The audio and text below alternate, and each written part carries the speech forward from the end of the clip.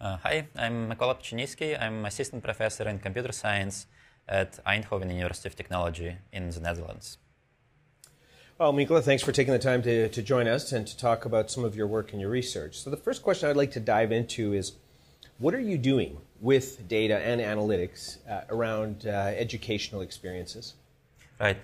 So I'm applied data mining researcher, and I'm interested in several applications in educational domain.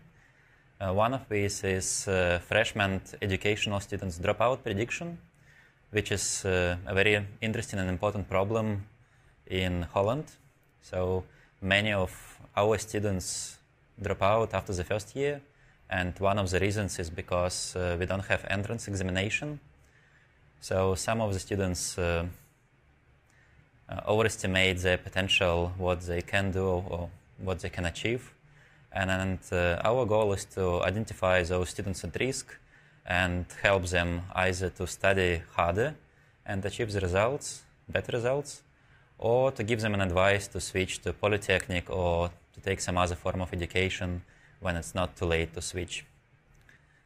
However, in the perspective, I would be interested to study different aspects of what works or what doesn't work for students in the MOOC settings, when we have much richer data sets and we can solve or we can address different kind of issues. How to find out what works, what doesn't work for a particular student, or to put it further into perspective, to find out what works best for what kind of student under which circumstances. And this is what I'm looking forward to work on in the future.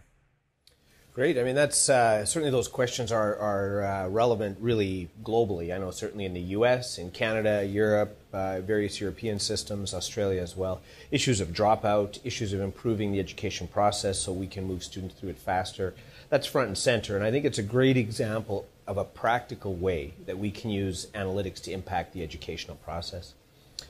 What about the tools and technologies or the methods that you use? Is there a particular set of tools you like to go through, or are there certain analytics methods that are your go-to methods when you're trying to evaluate this data and build your predictive models? Right. This is a very valid question. So indeed, whenever we have an educational question at hand, we need to know what is the right methodology to address it.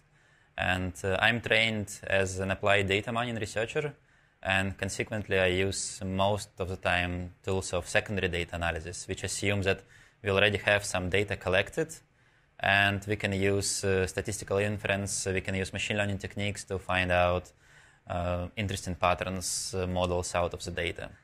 And use this data to find out not just which of the educational methods resulted in a better performance of students, but again to find out which of those methods was most suitable for a particular person or was most suitable in a particular context.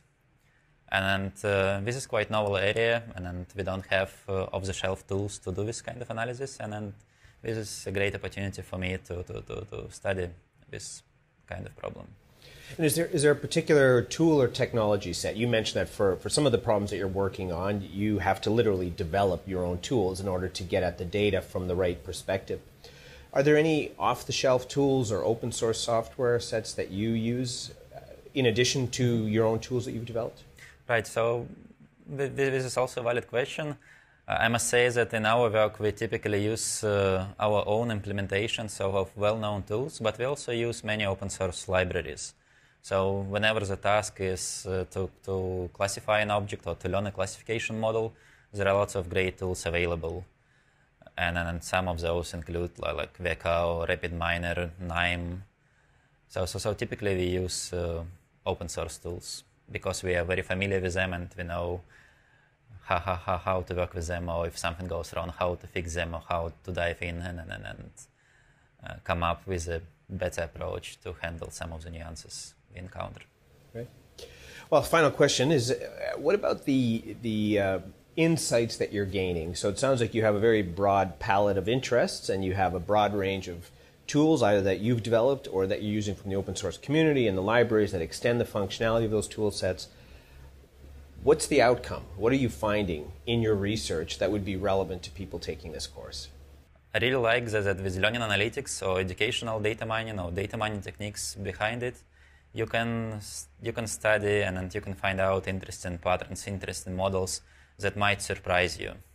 So you don't just come up with a hypothesis and then see whether data supports your hypothesis or not, but you start from the data and you can find out interesting patterns out of it. It was not really surprising, but nice to see how predictive some of the features are. Like, for instance, for our students, it's really important what was their average grade for exact sciences in high school, or what their math grade was. So this information alone has lots of predictive power in deciding whether the student will succeed or not succeed during the first year. However, besides these insights we get from case studies, as data mining researchers, as a data mining researcher, I also try to get some meta-level insights, like what is happening in the field, what kind of techniques or what kind of methodologies we use, with the help of learning analytics, educational data mining, and lots of cool technologies behind it. Great. Thanks very much for sharing your research with us.